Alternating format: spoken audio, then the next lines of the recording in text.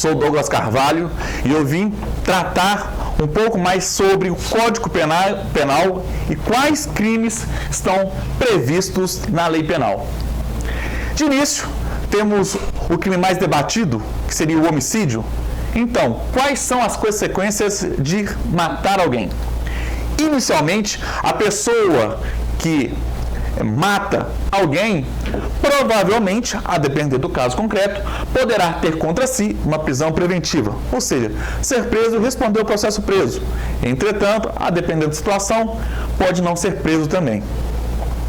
Responder a um processo criminal, logicamente, e provavelmente, se esse homicídio for cometido de forma dolosa, ou seja, com aquela vontade, com aquela intenção de matar, essa pessoa será julgada pelo tribunal do júri.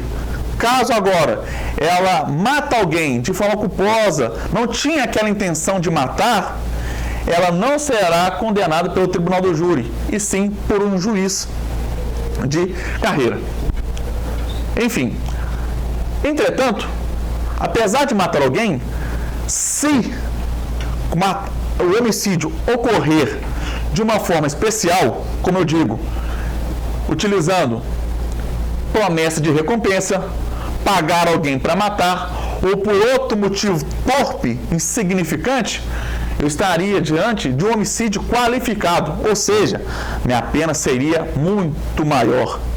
E não só isso aumentaria a pena, qualificaria o crime. Se o motivo fosse fútil, motivo banal, motivo não aceitável, estaria também tratando de homicídio qualificado.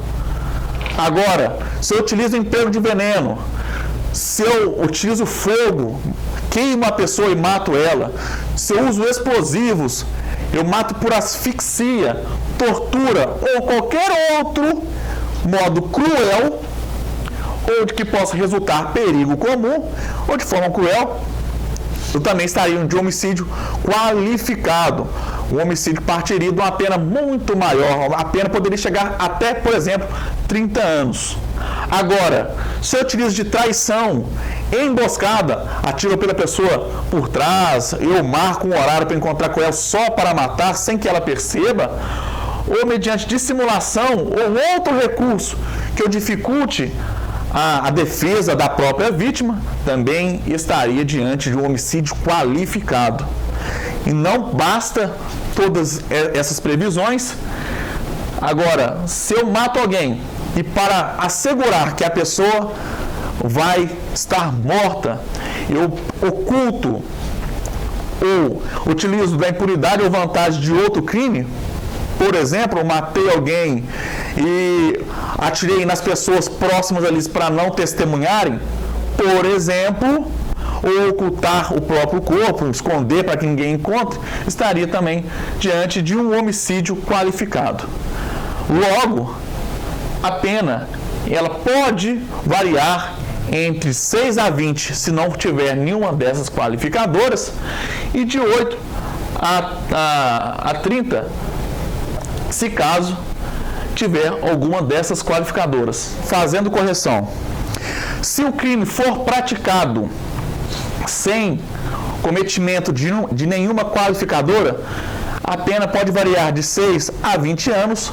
Agora, se tiver uma ou mais qualificadoras, dessas qualificadoras, inclusive, pode somá-las, a depender do crime cometido, a pena pode variar de 12 a 30 anos. Agora, tratando de outro tipo penal, se eu pegar um objeto de uma pessoa sem sua autorização, qual crime eu estaria cometendo? A resposta novamente vai ser depende.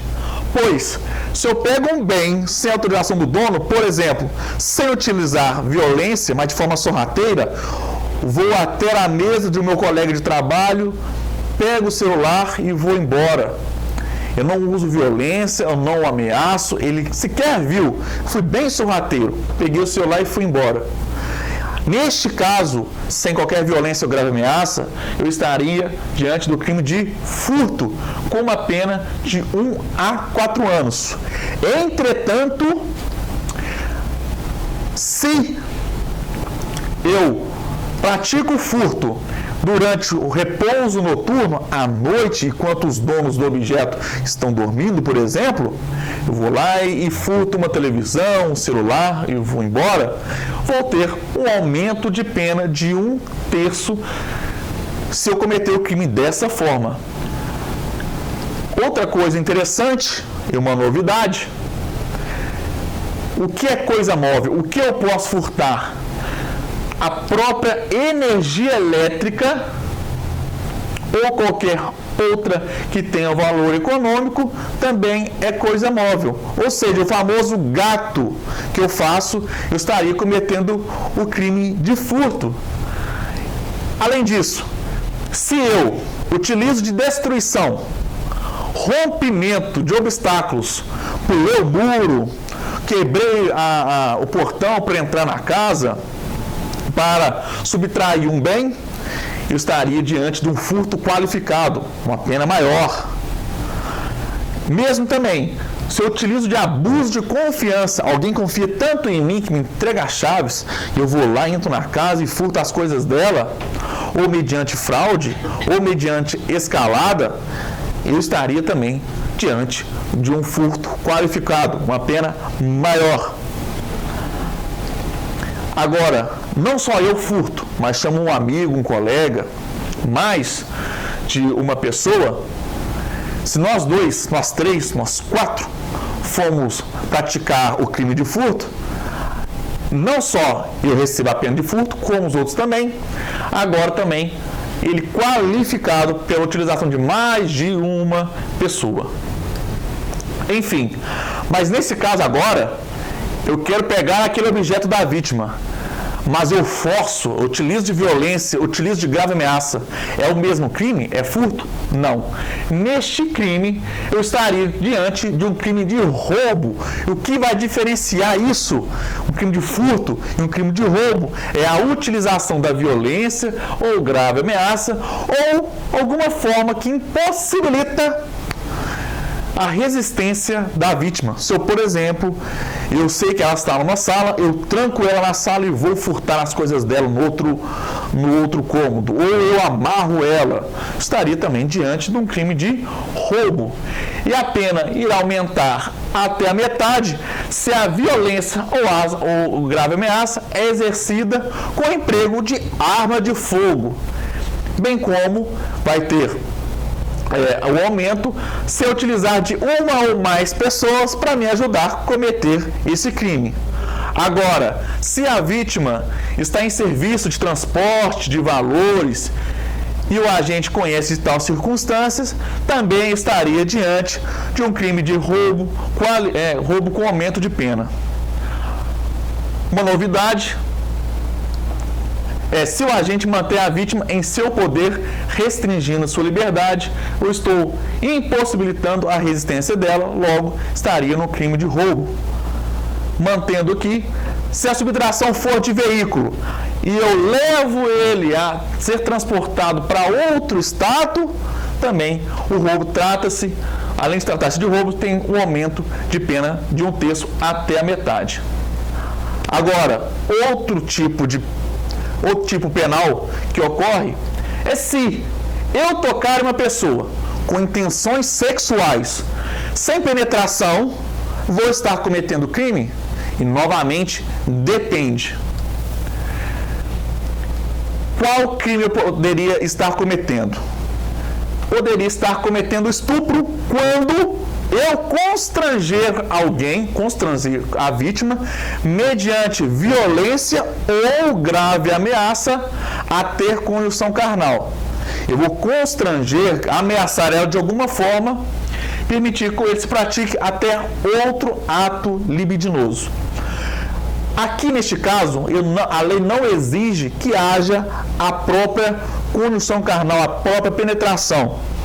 Sendo assim, mesmo que não haja a conjunção carnal, eu estaria também no possível crime de estupro.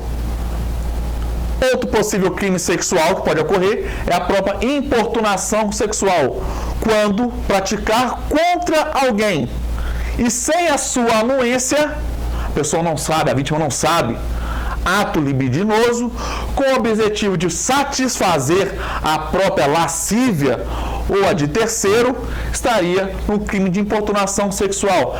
Aqui existe uma área cinzenta entre os dois crimes, porque a utilização de grave ameaça ou violência no crime de estupro, na importunação, não. O que vai diferenciar em muitos casos, mas não em todos, qual crime a pessoa poderia estar cometendo.